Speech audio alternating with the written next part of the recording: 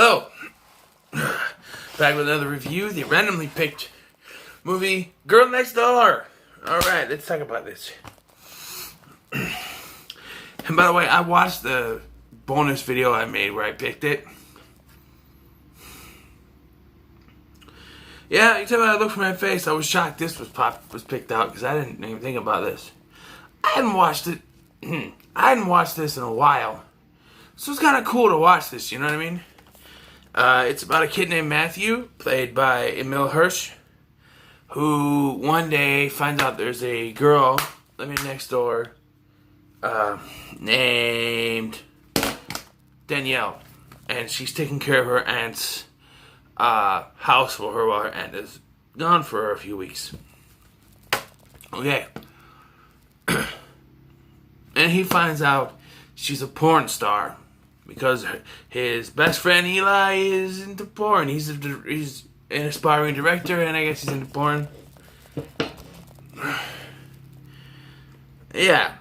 It's a wacky, wild, raunchy comedy. Directed by Luke Greenfield.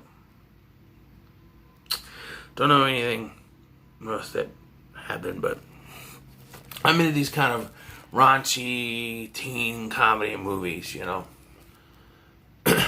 A lot of them are stupid. This is one of the good ones. Because it's got heart along with the raunchiness, right? Matthew doesn't really know.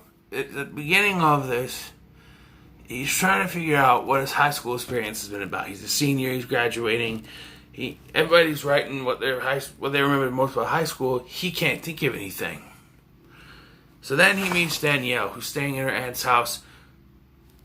And immediately, there's something between them. They go to this party, and he's kicked out by this jerk, this player, right? They're at the party. The guy who's running the party comes in with a couple drinks, and he tells his buddy to go, hey, can I talk to you? He kicks Matt out of the party, right? Kicks Matthew out of the party, which, you know, so then the guy can swoop in and take Danielle. Well, Matthew ain't taking it. His first big character choice. He decides, fuck it, and goes back to the party, kisses Danielle right then and there. And there's it looks like it's the end of the movie because it just kind of, there's a cut. The screen goes black. Then Eli finds out she's a porn star and convinces him, dude, you gotta fuck a porn star.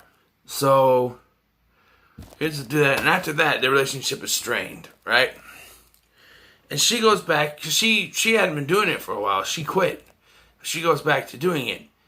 There's only one problem, though. She leaves, and she goes with this guy named Kelly, played by Timothy Olyphant. Not Elephant. Oliphant, whatever you pronounce it. And they leave. They go to Vegas. One problem with that, though. Wasn't she watching the house? I mean, she was watching the house for her aunt. We never saw the aunt come back or anything. We never see anyone else go in the house except for her and beside our characters in the movie. So, you know, I don't know how she can get away with just taking off. If we never see her aunt come back, that's one of the big problems. Another thing I don't like about this is the whole, from the moment, there's a part of this movie that I think didn't need to happen. Yes, he can find out that she's a porn star, fine. But he needs to not listen to Eli. That's my Eli punch. Ow. Listen to Eli when he said, you know, go fuck her, go fuck the porn star, whatever. But he didn't need to do that. That's what kind of puts it, because it's about the girl next door, right? What they could have done is, instead of having him go up and kiss her, he could have walked away. Just left. Because that's a big character moment they could have saved for later. Right? And that could have been the argument instead of the having sex with her argument, right? That could have been the problem. Is that he just left. He didn't go back for her. She could be like, oh, I thought we had something. But you just left me at the party with those guys. You know? And he doesn't pull the trigger on this. And then, so she goes back to doing the porn because she realizes the one great guy she found out there wasn't so great, so she's going back to porn. Maybe that could be it. I don't know. She calls Kelly. Maybe she thinks all men are sleazeballs. They're just gonna do whatever. So why not go back to the profession that she was in? Because all men are sleazeballs anyway. She's never gonna find a true romance, right? And then you have the subplot where he goes to Vegas to find her, and what he does in the actual film is he goes and he gives her a picture that she drew, and he says, "I know who you really are." But what he does in my version that I do, because there's no, you could do that, but have everything happen the way it's supposed to be in the Vegas, and have him come up to her with the picture and say, kiss her first, and then give it a picture and say, "I know who you really are." That's the way to do it. He finally got the courage to kiss her, and he finally got the courage to tell her who she really is. And then we continue with the rest of the movie, which, and then the rest of the movie can go exactly the way it went without a hitch. You can have the same kind of conflict without the trying to sleep with her scenario. That's the one part of this movie that really bugs me, is that he caved to the peer pressure and decided, okay, I'll do what Eli says and I'll try to bang her. Right? That's the one part that, it's not so much that she leaves. I mean, that bugged me before, but I feel watching it this time, that's a decent part of the film, right? It's a good part of the film because it's not just about his character, it's about her character. And having him wait to kiss her until the moment that he gives her the picture, and she realizes who she is, and he's finally stepped up to be the man he is. Right there, both characters coming together, both characters coming to the realization, coming full circle at that point. Then we continue with the rest of the film to kind of develop, the rest of the storyline, where, I kind of basically told you, stuff that happens. The guy, Kelly, he pretends to be his supervisor from school, advisor or whatever. And so he ends up taking the money that they need to bring Sam Young to America. Sam Young's this genius from Cambodia. They need to bring him to America. And he took all the money that they raised. So what they decide to do is, what's presented is a porno, right?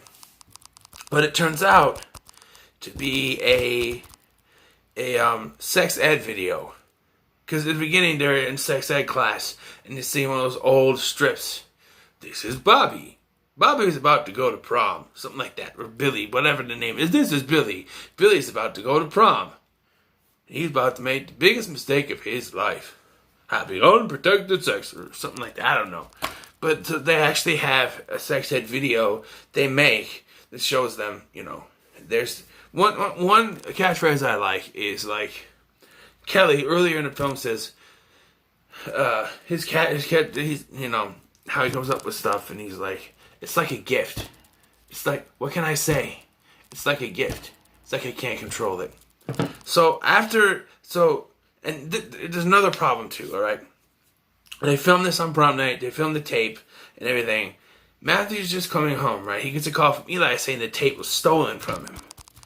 Kelly obviously took the tape. How?